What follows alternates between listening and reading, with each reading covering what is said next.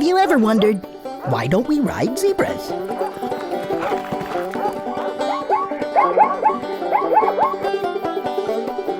Our planet has 148 big, useful type animals on it. And over the last 20,000 years, our ancestors have been busy trying to ride, tame, and domesticate as many of these creatures as possible.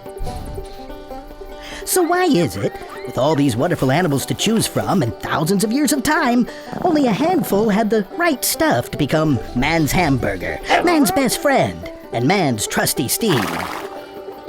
20,000 years is a long time for people to be messing around. That's before SpongeBob, Christopher Columbus, the Roman Empire, and even before the advent of the wheel. It was the Stone Age.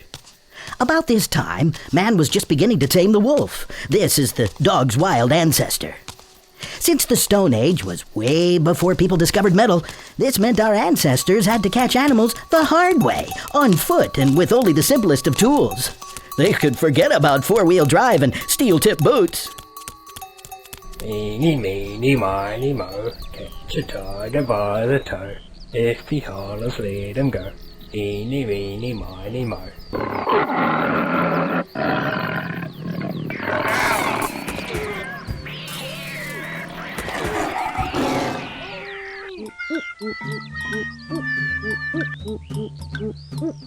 Anyway, after thousands of years of crazy trial and error, broken toes and puncture wounds, our ancestors only managed to domesticate 14 of the bigger-sized animals by the time Columbus stepped foot in the Americas.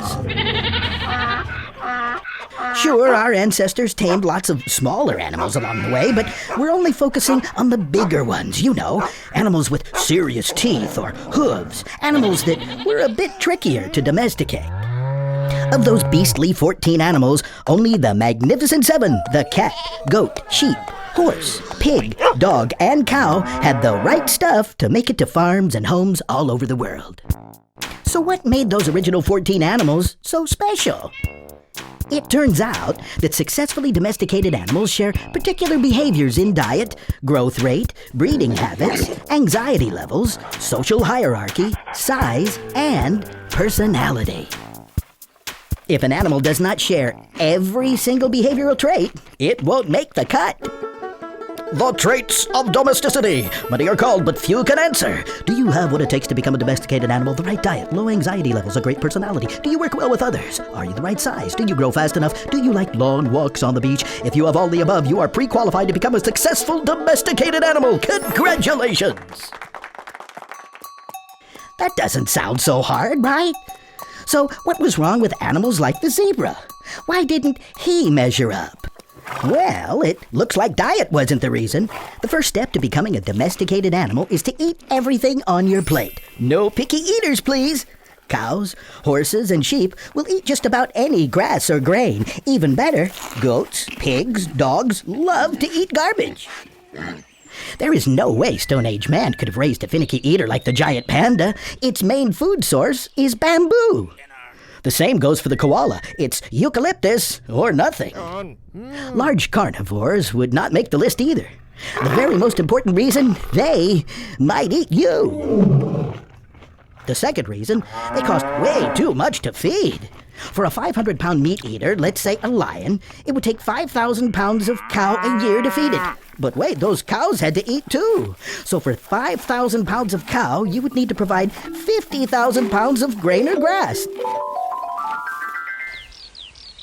Okay, back to our zebra. So far, he's a good eater and vegetarian. Plus. But he also has to grow up fast. Ancient farmers needed animals to grow near adult size within their first year.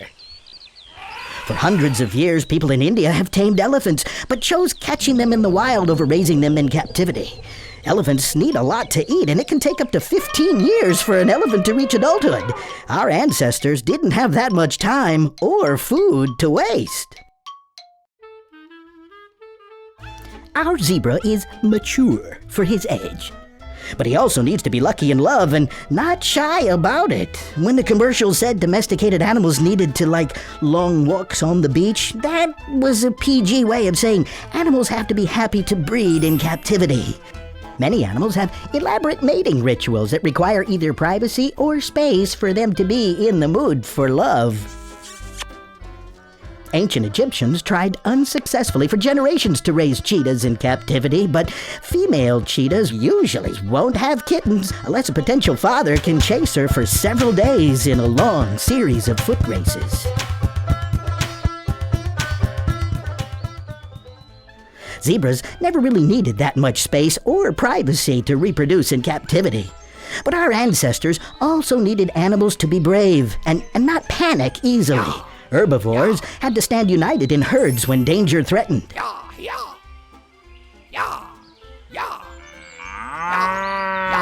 The nervy, flighty types like deer, kudu, and gazelle are not good in domestic situations. If frightened, they can run blindly and scatter, slamming themselves into fences at top speeds of 35 to 50 miles an hour. If that didn't kill them, the stress of handling them usually would. Even in today's modern deer farms, the animals have to be handled very carefully, often with the help of calming drugs.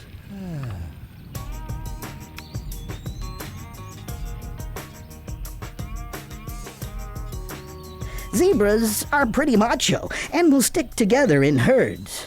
But they also have to follow a strict pecking order, or what scientists call a social hierarchy. With most animal herds or packs, somebody has to be top dog, or top elk in this case, then second top dog, and so on. We will call this an alpha animal chain. Believe it or not, this alpha chain helps keep the peace because each animal knows its place. This also makes it easier for humans to make themselves the alpha leader of the herd. Of the Magnificent Seven, house cats are the only non-herd animals our ancestors managed to domesticate. But it turns out our ancestors never needed cats to be kept in large groups for food purposes. That's just as well. Try herding cats, I dare you. Many people believe it is actually the cat that domesticated us. Think about it. We bring them dinner, we brush them, and we even clean their toilets. Size is one of the final factors when it comes to whether or not animals can join the domesticated club. Extremely large ones don't get to join because they would have cost our ancestors an arm and a leg to feed. Plus, how in the world could Stone Age man have kept them penned? So let's review. Our zebra has passed all of the domestication tests so far. He isn't picky about his food or his girlfriends.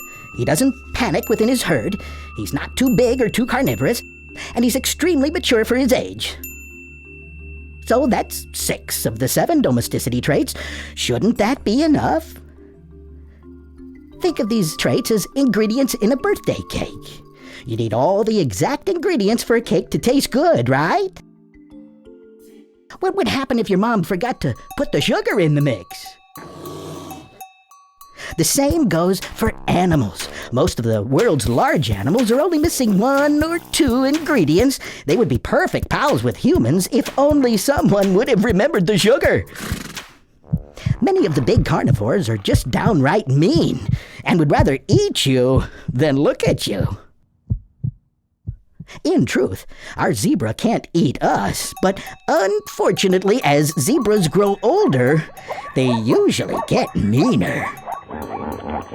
The Cape buffalo and the hippopotamus also suffer from a similar personality disorder. The Cape buffalo is considered the most dangerous and most unpredictable mammal in Africa. But it is actually the hippopotamus that holds the mammalian record for killing the most people in Africa per year. So the simplest answer to why we don't ride zebras is